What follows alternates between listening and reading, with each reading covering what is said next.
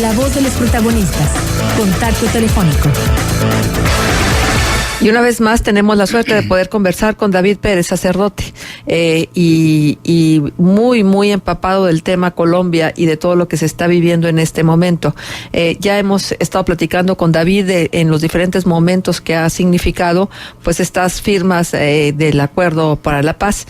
Entonces, la verdad es que, David, la última vez que conversamos dejamos la puerta a esta posibilidad de que pues una parte importante de los habitantes de Colombia le dijeran que no a la firma del Acuerdo de Paz, y no le estaban diciendo que no a la paz, sino había muchas subjetividades en torno a las formas que proponía el acuerdo, y además una apreciación de que no se podía pasar por alto pues todo la estela de violencia y toda la inestabilidad que se vivió en Colombia a lo largo de tantas décadas. Entonces es un buen momento para platicar, es un buen momento para conversar sobre la entrega del Premio Nobel, o por lo menos ya la adjudicación del Premio Nobel de la Paz para Juan Manuel Santos, presidente de Colombia. Y entonces pues hay mucho tema todavía en función de Colombia. David, muchas gracias por estar con nosotros en Contextos. Saludamos Diana Torres, Juan Ceballos y una servidora, Marcela Pámanes. Buenos días, Marcela. Saludos a Juan y a Diana. Un gusto poder tener contacto con la comarca lagunera a través de ustedes. Pues sí, estamos en este escenario que el día lunes pasado por la noche el hoy ganador del Premio Nobel, Juan Manuel Santos, designaba este tiempo o lo describía como un limbo, y sin decir exactamente qué significaba eso. No, lo primero que hay que decir al respecto del plebiscito en concreto es que la gran mayoría fue la abstinencia. Se tuvo un 62% de abstinencia. Entonces, una de las cosas que han creado un escenario favorable para el estancamiento del proceso de paz es decir que el país, que Colombia, se había pronunciado por el no, cosa que no es real. Primero hay que decir que la diferencia entre el sí y el no es muy pequeña, son 50,000 votos, un poquito más. Entonces, y del total de los votantes estamos hablando un poco arriba del 20% de los votantes a favor del no. Entonces, no es la gran mayoría que dijo el no, y tampoco no se puede agrupar todo el no en lo que ha hecho el expresidente Álvaro Uribe, hoy senador, de capitalizar todo el no hacia su corriente política. También ese ha sido uno de los desaciertos que hemos vivido durante esta semana, demasiado agitada en esta parte de Sudamérica. Entonces estamos ante una mayoría. Me parece que la nota que hay que dar del plebiscito es el 62% de la población no se acercó a votar sobre un tema que tenía que ver con 52 años de historia de este país, que tenía que ver con más de 8 millones de víctimas, que tenía que ver con una reforma agraria. El mecanismo que se eligió para el referendo popular no funcionó, no fue capaz de vincular a la mayoría de la sociedad, pues quienes votaron, sumando los del sí y los del no, son evidentemente una minoría numérica. Entonces, decir eso en principio. En términos generales hay que decir sobre la designación de Juan Manuel Santos como ganador del Premio Nobel de la Paz. Hay que decir que en ciertos aspectos, ángulos muy concretos de lo que se había logrado a la firma del acuerdo, creo que lo merece, creo que vale la pena. ¿Por qué? Porque el acuerdo implicaba, como acabo de decir un momento, una primer gran reforma agraria para este país. El conflicto, en el fondo, la causa del conflicto, lo que dicen todos los historiadores y al consenso que ha llegado la mayor parte de los académicos, la causa del conflicto es la tenencia de la tierra. ¿Quién tiene la tierra? Eso es lo que ha detonado históricamente conflictos armados en este país. El acuerdo intentaba subsanar ese pendiente histórico para esta sociedad. Luego me parece que el acuerdo encaminaba más hacia una justicia restributiva más que y restaurativa, más que una justicia punitiva. ¿Qué sentido tiene llenar las cárceles? En muchos países empiezan a colapsar y lejos de reinsertar a las personas a una vida ordinaria, legal en la sociedad, muchas veces sucede lo contrario. Entonces se buscaba otro modelo, otro paradigma de justicia que tiene que ver más con la posibilidad de restauración de la vida de la víctima, y creo que ese paradigma que está ahí en los acuerdos también vale la pena por el premio Nobel. Luego superaba la reparación de las víctimas en términos económicos, es decir, no reducir solamente la reparación a términos económicos.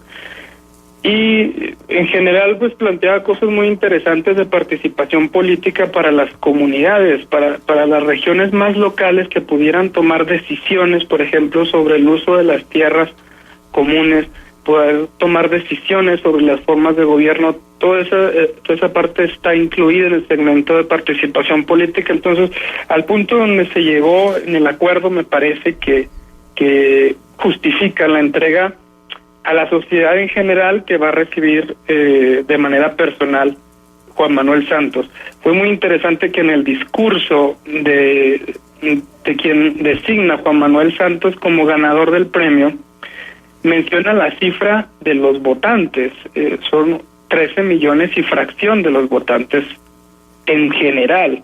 Es decir, se está reconociendo el proceso que llegó hasta la firma del acuerdo final, que efectivamente por una minoría no se pudo refrendar porque se eligió ese mecanismo del plebiscito.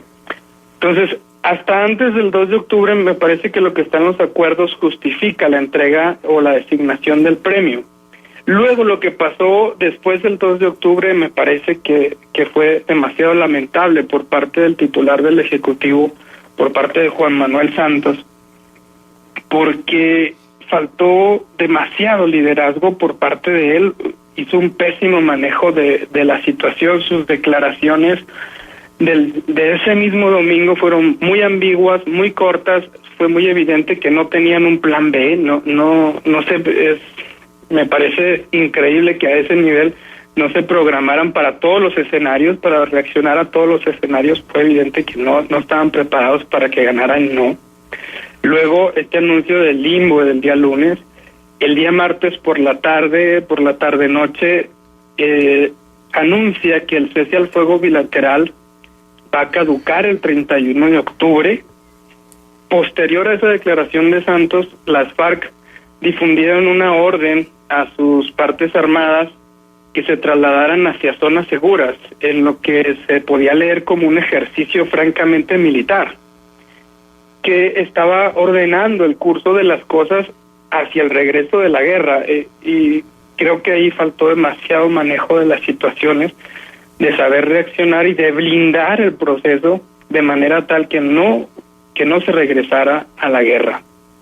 Uh-huh. El día miércoles se pactó una reunión después de 6 años de estar en franca y pública disputa entre Juan Manuel Santos y el expresidente Uribe.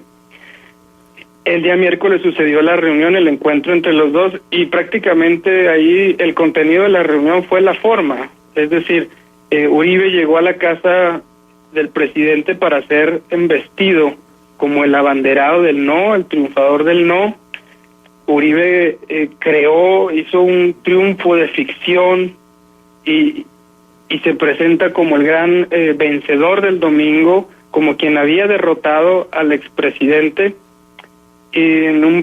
Llegábamos a un punto donde el expresidente Uribe capitalizaba de una manera extraordinaria el triunfo tan reducido que tenía el no, con una minoría muy clara frente al abstencionismo.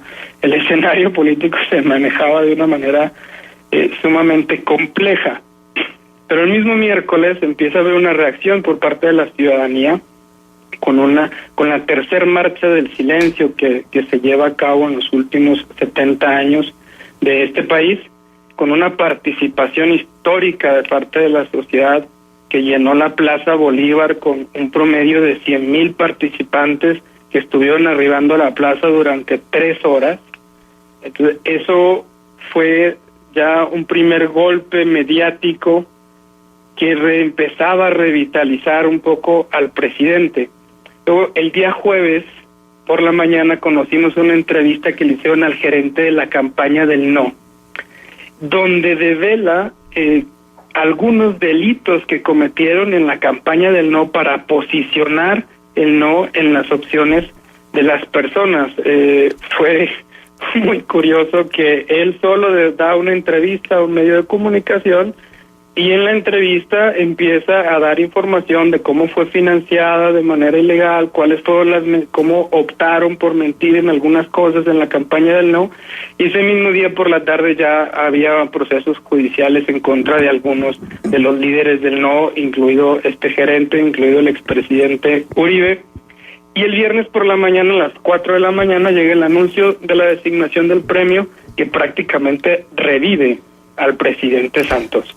David, déjame interrumpirte para acotar esto, porque pareciera que esto también le va a dar muchos puntos al presidente Santos, y es el haber acudido a una de las poblaciones donde se experimentó una situación de violencia extrema, donde fueron muertos más de 100, y donde el presidente les dice a quienes estaban ahí que va a repartir las 8 coronas suecas, 8 millones de coronas suecas, que significa económicamente el premio, entre las víctimas de la guerra. Creo que este es un gesto que también pudiera en algún momento dado hablar de la intención profunda que existe en relación a los acuerdos de paz.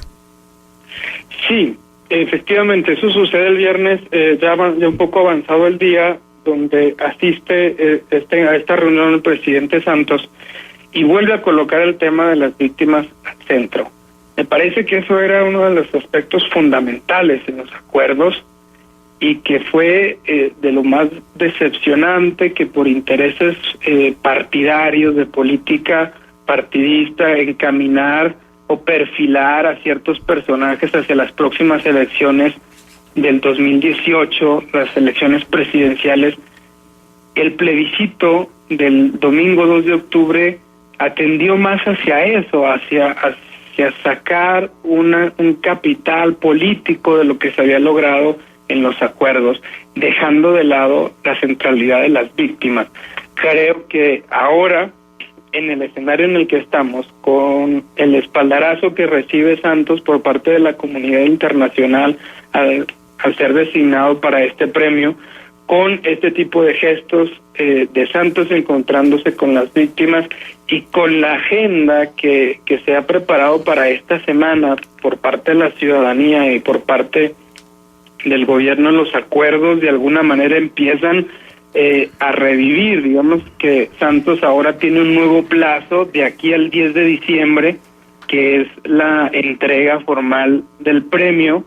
Tiene estos 2 meses más o menos para poder, por alguna vía legal, por algún otro mecanismo, sacarle vida o tratar de implementar el contenido fundamental de los acuerdos y que esto no se prolongue hasta que no se convierta en tema de las próximas elecciones, que parece ser la intención del Centro Democrático, que abanderó la campaña por el no, llevar esto hasta por lo menos hasta el 2018. Ajá, David, ¿el no era políticamente redituable? El no, es decir, el no estaba encaminado y el objetivo era en función del próximo proceso electoral que habrá de vivir Colombia.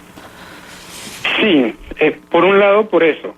Era muy evidente. ¿Por qué? Porque quienes lideraron la campaña del no, quienes fueron las partes más visibles, eran los 3 precandidatos presidenciales por el Centro Democrático. Es decir, las figuras más presidenciales fueron los que abandonaron el no. Entonces, claro que era redituable, incluso perdiendo, que era realmente lo que ellos estaban esperando. Si hubieran perdido por un 30, un 40%, ese porcentaje ya les daba un rédito hacia ellos, ya se posicionaban frente al partido en el gobierno. Incluso perdiendo, ganando, lo supieron capitalizar mejor durante los primeros días después del plebiscito.